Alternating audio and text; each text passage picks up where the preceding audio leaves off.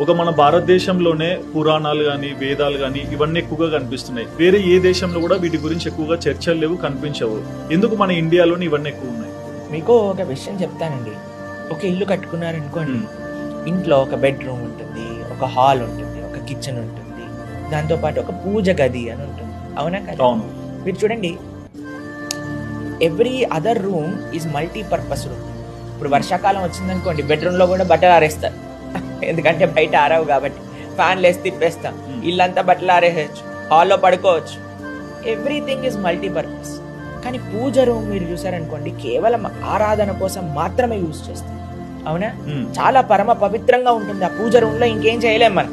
పూజ room లో బట్టలు ఆరేస్తారా? లేదు. పూజ రూమ్ లో పడుకుంటారా? లేదు. పడుకోరు కదండి, ఎందుకంటే that is specifically dedicated to God. ఈ ప్రపంచం మొత్తం కూడా ఒక ఇల్లు అని అంటే ఆ ఇంటికి కలిగిన పూజా గదే మన భారతదేశం.